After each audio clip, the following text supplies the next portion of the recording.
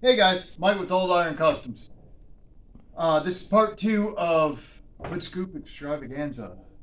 What we'll do is we'll take you off of the tripod here in a second and I'll show you exactly what's going on. But we're going to put this hood scoop on this hood for the Bullnose Ford. And I know it's a Dodge hood scoop. I don't care. Okay, so I trimmed it down, and this was cut out of a fiberglass hood, and a buddy of mine gave it to me. And whoever cut it just kind of took a saw to it and cut it, didn't measure anything. So we had to square it up, so I cut it down and squared it up, and we cleaned off the bottom of it because it had all kinds of chunks of the old hood in it. Now, set this off to the side, hopefully. I've got everything marked out to where I should be able to set it right back on here. Now this is the hole I'm going to be cutting. And there's also marks right through here. And what these marks are is it's the edge of that scoop panel. So I started thinking, and all that's on here right now is black epoxy primer. I started thinking, I'm like, man, if I mount that thing, I'm going to have this layer right in here, that isn't going to be protected. So what my game plan is I'm going to cut out my hole. And once we cut out the hole and get everything done, I'm going to take some of that edge trim and go around the inside just to clean up that edge. You're really not going to see it unless you stand there and actually look into the scoop.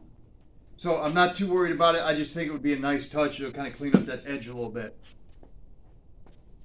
But we're going to cut the hole. And then once we cut the hole, I'm going to clean up this area in between the cut mark and my dotted lines I got over here. And I'm going to paint this to where it's sealed and it's protected. Okay, it don't have to be pretty. I'm just going to rattle can it with black.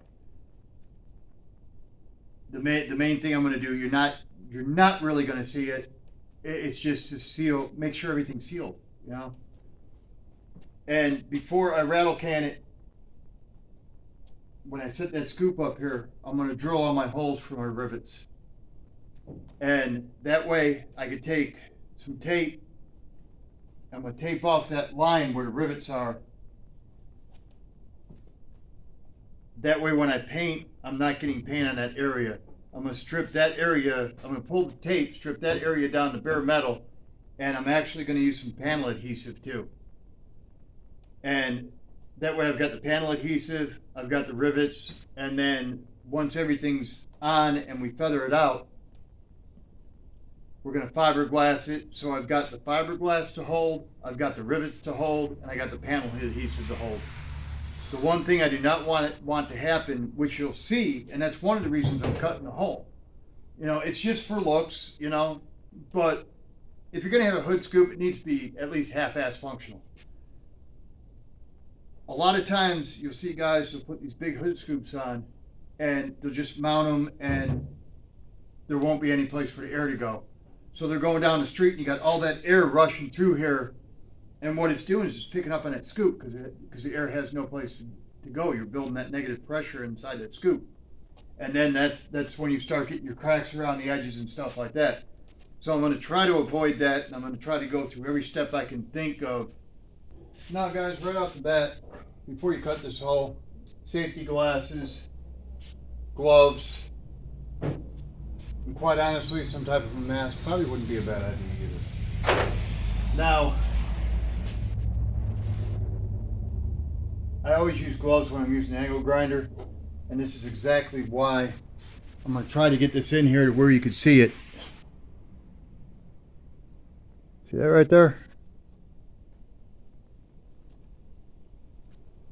I just put this on the grinder, what, yesterday, day before? Used it once, and I went to pick it up, and I saw that, and thank God it didn't blow apart. If you've never had one of these blow apart, you don't want them to. Matter of fact, I'm missing the top of my knuckle right there because of one. And I had gloves on. If I didn't have gloves on, I'd probably be missing that finger. So, always use your safety stuff. So, and let me tell you, man, cutting a hood,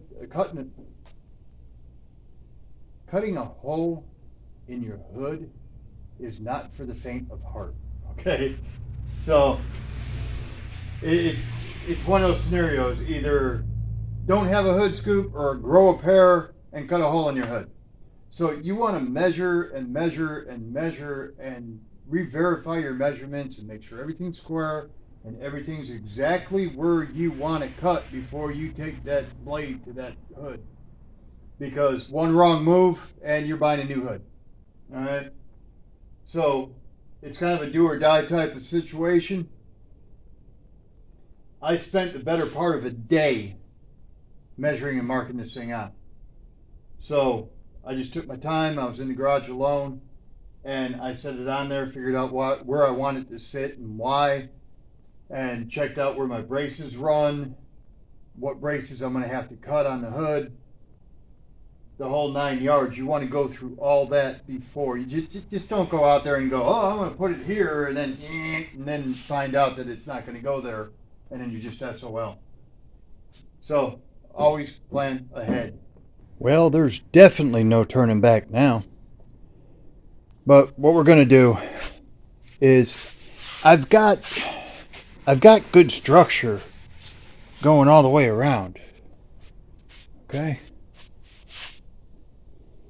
But I'm going to take these and I'm going to back cut them so you really don't see them from the inside. Just a little bit, like from here, angled back. And then I think what we're going to do is I've got a stack of these outside. I was going to clean them up, clean up the bottom of the hood a little bit. And I was going to run one kind of like that. And basically take the die grinder and cut a slot there, cut a slot across there, cut a slot here, here, and over here. Set that down in that slot to where it's like right here. And do the same thing going down the sides. Put a slot in here. Kind of stick that bar in there. Run a slot here and a slot here. And pretty much put one like that. And then one on each side like that.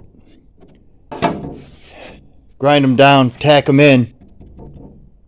Just to have a little bit more inner support. Now, do I need to? This thing's pretty stout. We've been flipping it back and forth, and we haven't had a problem. But a little bit of work make me sleep a little better at night, I guess. It shouldn't be that big of a deal. So I think I'm going to go ahead and do it, and that way it's done. It's there, Alright guys, you can kind of see what I got going on here. And I got these going into this brace. I'm going to weld them on each side. Weld it here, here. I got one coming down this side. I still got to clean and fit this one that goes across here. And it'll tie everything together. And I figured I'd rather do it than get the whole thing done and then end up with cracks going around the scoop because these are flexing, So I figured this will give me a little bit of rigidity around that scoop, and it gives me something to do, practice my welding. All right, guys, we got the bars in, and I welded them in, and I don't know what it is. One day I can run perfect welds all day. And the next day it kind of looks like a chicken blew up on it. Today was kind of like right in the middle. So I got it welded and I was trying to straighten up the welds and I started to blow through in a couple places. So I said to hell with it. The welds I do have on here, I've got good penetration. They're good welds. They're just not solid beads all the way across. So just as a precaution, and to kind of hide my work actually, I took some metal epoxy and basically used it as a caulk just to kind of clean it up and seal everything going around. So that's where we're at. I've been red scratchy pads. I can't feel my fingers right now, but trying to clean some of this up. And I know I'm going to have to go over it at least another time. But once I get done with this, I'm still not done with the first time. But it was all black. It was nasty. It had overspray and everything else on it. So I'm just trying to knock that down and kind of get it back to the stock paint and primer. And then when I get ready to paint, I'm going to paint. I'm still debating, but I'm pretty sure I'm going to paint the backside of the hood the same color as the top side of the hood. I might build some kind of ram air for this. Might.